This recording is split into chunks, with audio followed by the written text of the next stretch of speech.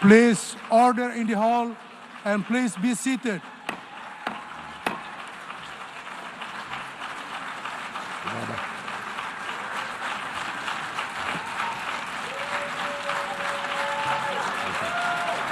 Mr. President, the families of our dear hostages languishing in the dungeons of Gaza. Ladies and gentlemen, last year, I stood at this podium and I showed this map. It shows the curse of Iran's terror axis.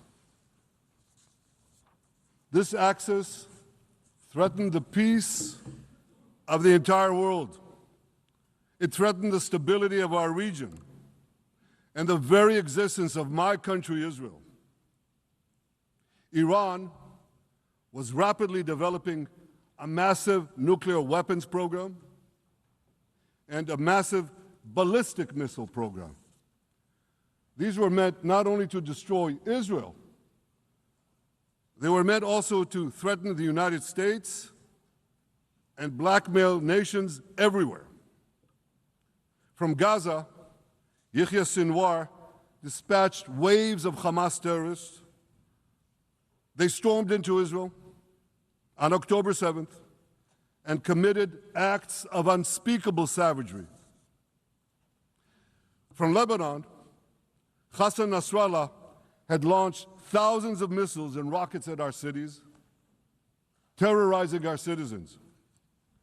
In Syria, the murderous dictator Assad hosted Iran's forces, tightening a noose of death around our throats. In Yemen, the Houthis launched ballistic missiles at Israel while choking global trade at the mouth of the Red Sea. So what's happened over the past year? We've hammered the Houthis, including yesterday. We crushed the bulk of Hamas's terror machine. We crippled Hezbollah, taking out most of its leaders and much of its weapons arsenal.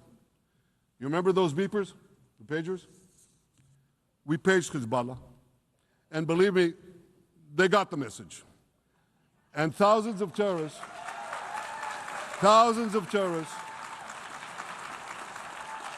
dropped to the ground. We destroyed Assad's armaments in Syria. We deterred Iran's Shiite militias in Iraq.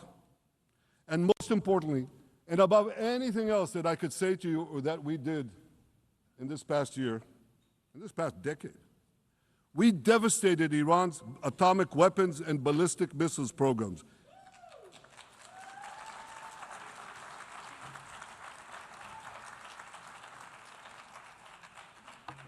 So here's where things stand today.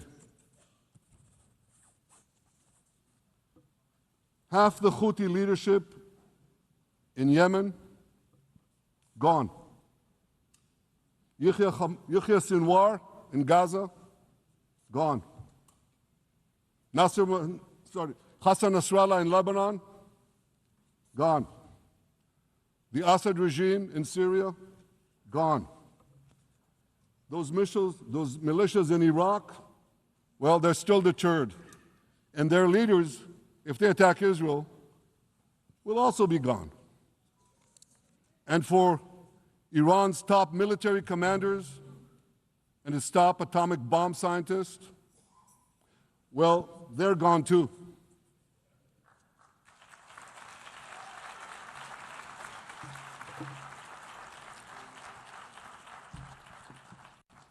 Israel's 12-day war with Iran, which I renamed Operation Rising Lion, that's from the Bible. This 12-day war will go down in the annals of military history. Our daring pilots neutralized Iran's missile defenses and took control of the skies over Tehran. And you saw this. Israeli fighter pilots and American B-2 pilots bombed Iran's nuclear enrichment sites. I want to thank President Trump for his bold and decisive action.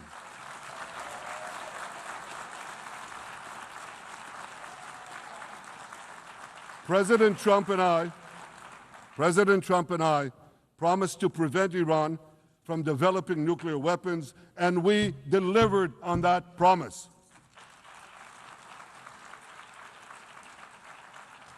We removed an existential threat to Israel, and a mortal threat to the civilized world. We lifted a dark cloud that could have claimed millions and millions of lives. But, ladies and gentlemen, we must remain vigilant. We must remain absolutely clear-minded and vigilant. We must not allow Iran to rebuild its military nuclear capacities. Iran's stockpiles of enriched uranium, these stockpiles must be eliminated. And tomorrow, UN Security Council sanctions on Iran must be snapped back.